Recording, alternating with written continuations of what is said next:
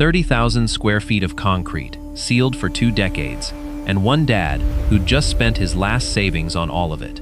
Grant Holloway wasn't supposed to look like a man who mattered. Grease-stained jeans, a toolbox older than his daughter, a little girl on his shoulders clutching a stuffed dog with one ear chewed flat. "You bought a hangar full of pigeon bones," the county auctioneer said, smirking for the small crowd of onlookers. Grant said nothing. He just walked toward the access door. What sat beneath that hangar floor would change how the automotive world remembered its own history. Don't go anywhere. Council Bidwell had run county surplus auctions for 11 years, like he owned the runway itself. Loud tie, louder laugh, 2 clerks who echoed his jokes half a beat late. When Grant asked for the hangar's original blueprints before signing final paperwork, Bidwell grinned at the gathered crowd. Blueprints? For a pigeon coop? Laughter rolled across the tarmac. A mechanic near the fence didn't laugh. He was watching Grant's face, not Bidwell's mouth. Grant said nothing back. He walked to his daughter, crouched, and resettled the stuffed dog under her arm before standing again. Wren held Scout against her chest and watched her father the way she always did when the world got loud. Still, quiet, waiting to see what he'd do. Grant walked toward the hangar alone. Bidwell called after him. 10 minutes, then we lock up for good. The access door groaned open. Nobody laughed at that part.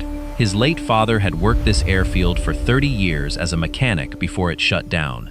Not fame, not fortune, just a hangar number scratched into the back of an old photograph, and a promise Grant made as a boy never to let that number get paved over. Money had been tight since the layoffs, tighter since the divorce, tighter still since he started raising Wren alone. An old family friend, Otis, leaned against a fuel truck nearby. "You sure this is worth what you paid, Grant?" Otis asked.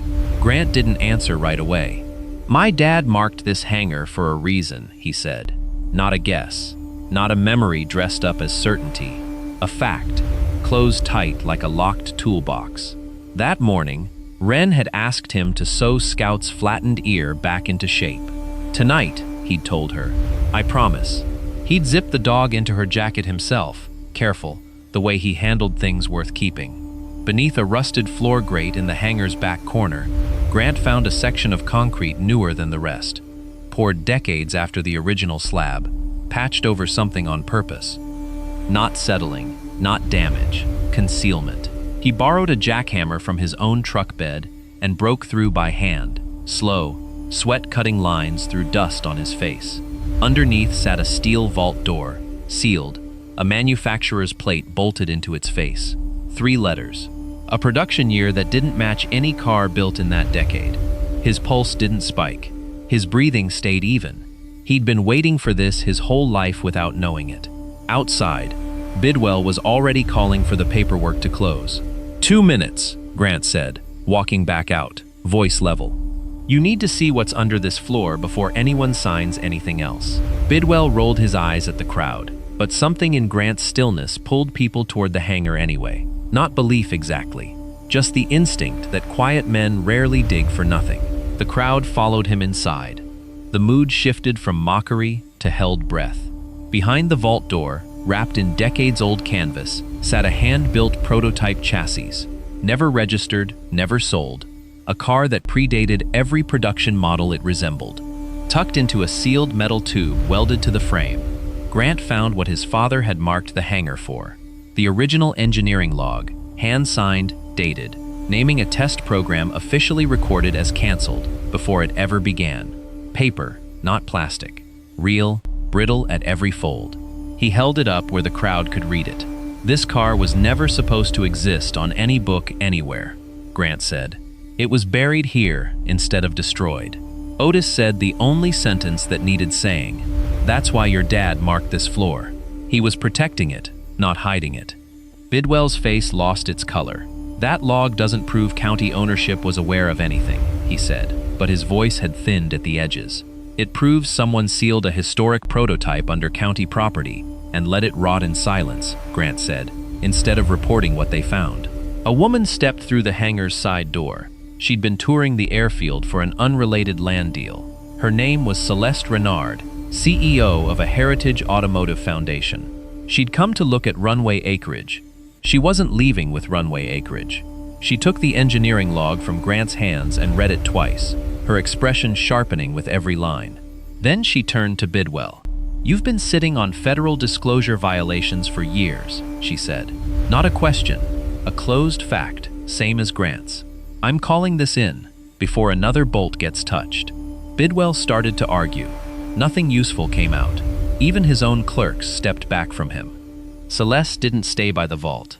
She crossed the hangar floor, past the broken concrete, past the murmuring crowd, and lowered herself down, knees against the oil-stained slab, tailored coat and all, until she was eye level with a little girl, holding a stuffed dog with one flattened ear.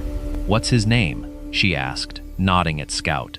"Scout," Wren said. His ear got smushed. "Daddy's gonna fix it tonight." Celeste smiled, not the kind for cameras. "Your dad fixes a lot of things, doesn't he?" Wren nodded, solemn the way only children manage about things too big to fully explain. Then she said the thing that made the hangar go quiet again. Quieter than the log had. "Daddy says buried things just need someone who digs." Celeste didn't answer right away. She nodded once, slow, and rose back to her feet. She turned to Grant. "That chassis doesn't move without a preservation team, and neither does anything else in this hangar," she said. "I want to talk to you about running restoration for the Foundation. Paid properly. Real work. The kind you clearly already know." Grant looked at the vault, then at his daughter, then back at Celeste. "I'll think about it," he said. Not yes, not no. Just a man who'd learned good news needed time to prove it wasn't a trick. Behind him, Bidwell's clerks were already photographing the vault door for a report nobody had asked them to write an hour earlier. Grant knelt down, zipped Wren's jacket back over Scout, and lifted her onto his shoulders, the way he did every evening walking home from the shop. He carried her out across the cracked tarmac as voices rose behind them, arguing over county liability, her small hands gripping his hair, the stuffed dog's flattened ear bumping his collar with every step.